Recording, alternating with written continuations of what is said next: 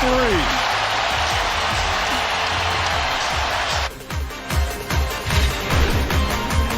And that's what he did. He put him to sleep. Night, night. I had told you that the Mavs would have been up by 19 at one point, or that Luka would have scored at least 40, or that we would have a Kevon Looney walk-off interview with 21-12 and a Warriors win. What would you have found most unfathomable? The last part. Kevon Looney. Yeah, that's a no-brainer. And yet here we are. The last time that he scored this many points in an organized basketball game was in January of 2015 as a freshman in college. Yes, UCLA, like Reggie Miller just talked about. Yes, he mentioned that. He mentioned that. But B. Wood talked about it earlier. We were expecting what? The Mavericks start off good like they did. They shot the ball well. And it's been lopsided games here in the conference finals, right? But halftime, a few adjustments. The Warriors remind everybody they have a lot of shot makers on the floor. They played big-time defense in the second half, B. Wood. Yeah, and the Warriors put a lot of pressure on you. With that offensive lineup, whether you talk about Looney, Steph, I just say Looney first. Wow. Right. Steph, Poole, Clay, those guys put the pressure on you. And tonight, Looney was the recipient of a lot of good passes. He was great around the basket. He was finishing well. First 20-10 game for a Warriors center since 1967, Robert Parrish. That's what type of game Looney had. A 200th playoff win for the Warriors as they now have the 2-0 lead in the Western Conference Finals. You mentioned that they made adjustments at the half, and that's when the momentum shifted. What were those adjustments you noticed? It was the defense. I think Looney talked about the way they tried to attack him a little bit. They were going at Steph Curry when he was on the floor because Luka had it going like you mentioned. But when you just watched the game, you saw that Warrior defense really kick in, the deflections, making things tough for Luka. And the role players, you talked about in the pregame show, the role players made a lot of good shots in the last series at home for Dallas.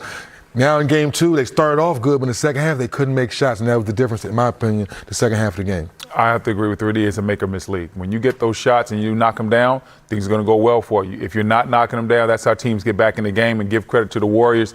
They never got deterred. They kept fighting all game long, and they shot excellent from the field and three. Golden State Warriors, 56% from the field, 50% from three. But the Mavs were making shots. So what can you take from at least the first couple of quarters in the Bay that could perhaps translate to a game 3 in Dallas? Well, if you're the Mavs, you're happy with the shots that you're getting. You're saying, listen, when we target certain guys, we get good looks. They understand that Steph's going to show out on screens. So a lot of times they'll screen and rescreen, and sometimes that was causing a problem for Golden State, and guys were getting lost in that action. And it was leading to Luka making a pass and maybe getting a guy open for three in the weak side corner, the strong side corner. So in those instances, if you're Dallas, you can say, okay, that's what we can target. We can continue to target Steph, and we can still go at Looney, but at the same time, we have to make smart plays because Looney did a very good job, but at the same time, you have to understand when you ISO him and get off of it, give it up a little bit earlier. Also, guys, I thought was big tonight where Klay Thompson a few times didn't sell it for the three-point shot, made a couple, put the ball on the floor, got all the way to the rim. So now Jason Kidd gets back home and shows the guys, hey, we had maybe a good effort the first and second time, but the third time guys were getting to the basket, attacking the rim. To your point, that's why Looney was getting easy layups. As our resident big man then, Brendan, will you break down what made Kevon so effective in this game? Because a lot's being asked of him on both ends of the floor, and yet he was great on both. Listen, he was great on both, but tonight he had a great offensive game, and he said it in the postgame. Hey, he just stayed around the basket, and his guys fouled him. You see right here, just sticking with it, rebounds the basketball as Dre misses the layup. Now this time he cuts to the basket, knows that Steph's going to draw a lot of attention. He's right where he needs to be. Same thing here. Wiggins goes down the lane. Kevon Looney puts himself in position to finish right there at the rim, and so. It looks a little bit easy, but at the same time, moving to the right spot when your guy's driving is very important. 3D can tell you that, like, when you have that ball and that guy gets to moving on the go or playing on the baseline, understanding where to be, that can create opportunities for you as well. And Kevon Looney was always in the right spot to be a recipient tonight. Message for all the young people at home, this is how you be a star in your role. Right. Not one play was called for Kevon Looney tonight. I'll say it again. Not one play was called for him tonight. And they won't be no plays called for him in game 3 neither. Exactly. My point is, people at home are always trying to figure out when we say do your role, but that's his role. Set screens, roll to the basket, and make sure you can finish around the rim. You get 14 touches, and you go 10 of 14, and here you are getting the walk walk-off interview and everyone expecting Steph or Clay or someone else. So that's why I want to tell the young people at home, learn your role, live in your role. And Kevon Looney tonight is a perfect example of being a star in your role and helping your team win a big-time ball game at home. Hey, 3D, you sound like such an AAU dad right now. I can tell you, you always got a message for the youth, man. You such an AAU dad right now. Send a message because you guys don't understand it's a big role to be a part of a championship team, just like Draymond. They talk about Chuck messing with him before the game. Draymond hit a big-time three-point shot tonight to keep that flow going in the game. Draymond is not known as a big-time three-point shooter, but he made a big one tonight down the stretch. If you're judging Draymond by his offense, you obviously don't like Draymond.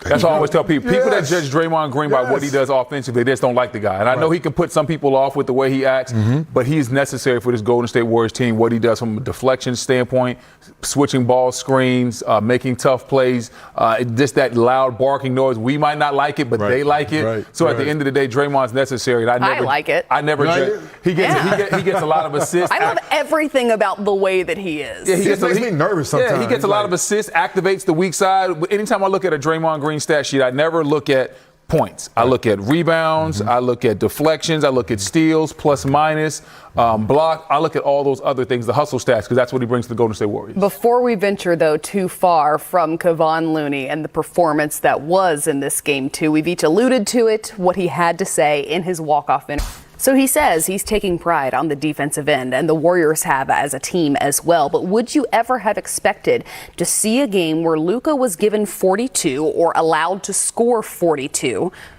Okay, let's let him do that. But if Jalen Brunson also gives you 31 and Reggie Bullock also gives you 21, the expectation is this is a Mavs win. So what worked so well defensively for the Warriors?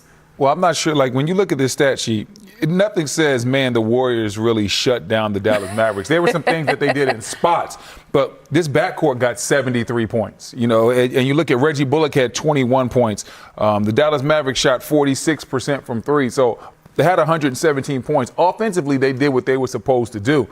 It was on the other end when Golden State really ratcheted it up. They had they were simply outscored. They had no answers for what Golden State could do offensively because you know the pressure, that understand the pressure that Steph Curry puts on you with his big 32 points tonight. Klay Thompson had some nice drives to the basket as well where he didn't settle. He finished with some dunks.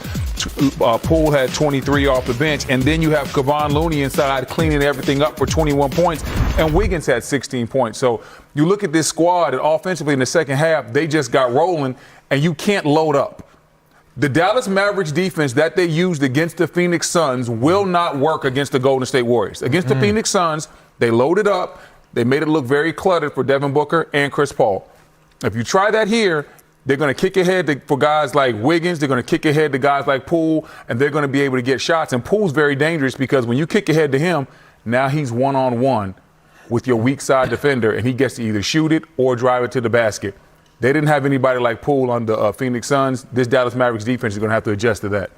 Let's listen in to what Coach Jason Kidd has to say. He's at the podium now. Dewey Scruggs, NBC5. Is this a case of